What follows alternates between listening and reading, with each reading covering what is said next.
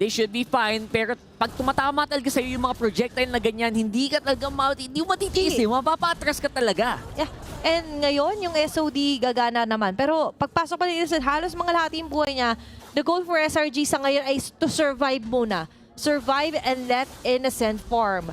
Kasi for Sekai, that's not happening. Ang laki na po, by the way, ng mga na-de-deny sa kanila dito. 3 Turtles for RQ.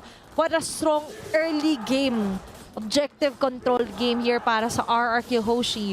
And even the Kingdom is somehow celebrating, cheering up na magtuloy-tuloy nga dito yung Kings of Kings sa kanilang laban sa SRG. Hindi pa rin talaga sumusuko ang Kingdom. Viva RRQ pa rin ang kanilang sigaw. Innocent, mapapasama yata with the duo play of Sutsujin and Rins. Dun sa baba, walang proteksyon, wala nang split push na pwedeng gawin si Innocent sa puntong ito. Ito yung maganda. Kung ano yung pwede nyong ikasakit ng ulo mamaya, puruhan mo na, unahan mo na. Speaking of pag-una rin in terms of item gold dito. 1K gold by the way, sa gold-to-gold comparison pa lamang yan ha. You have the Sky Piercer already build it up here for Toy. So the next kills for him additionally stacks up.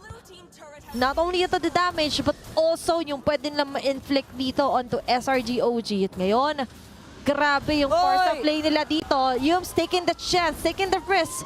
Pero may Purify pa rin naman, Rins will survive. Sekai trying his best kung the shadow kill, pero makahati ang kanyang damage. Makakatakas pa rin naman, may isang sasabunutan dito. Idok is the man na medyo low life ngayon.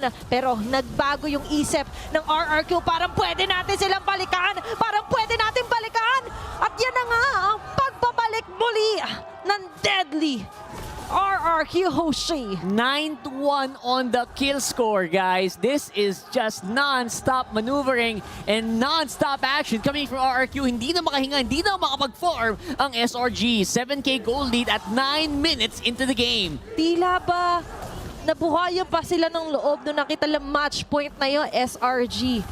Diba? Sabi nyo, terrifying form na yung SRG OG. Hindi nyo pa kami nakita na ma-unleash yung giggle. Yung sabi nating galit na meron sa SRG OG. Looking back at our SDC replay, sabi ko nga parang na-realize sila, ay si Idok lang naman kinapitan ni Cram. Technically, he has no skills left para makareach siyang backlines. And the rest was history here para sa SRG OG. Sinalo nila yung Dark Wave, tas dun pa sa napakipot na daanan. Talagang wala ka talagang katakas-takas pa if you were SRG in that scenario. There, here we go with that Tsunami Slam. Napunta sa Idok sa isang masamang sitwasyones. Under the tower, he goes down. 5v4 yun ang laban, pero mahapdi pa rin ang kanyang tinitiis. Sutsujin will kill on the backline. Tatlo ang sinasayawan niya. And there goes yung pagtatahi ng isang Lancelot na naman. Sekai is going down as well sa gitna ng apat na miyembro dito ng RRQ. RRQ on the verge of winning this game.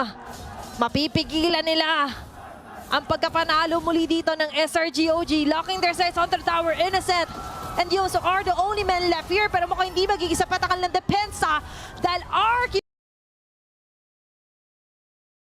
Hoshi will steal the game from their hands, forcing out the game number 5. There's the tower lock and sumigaw na talaga lahat ng dumayo. Mula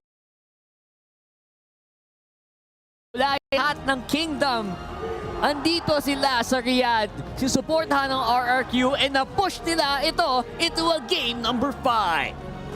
Viva RRQ ang sigaw dito ng Kingdom, celebrating another victory here para sa best of 5 quarterfinal.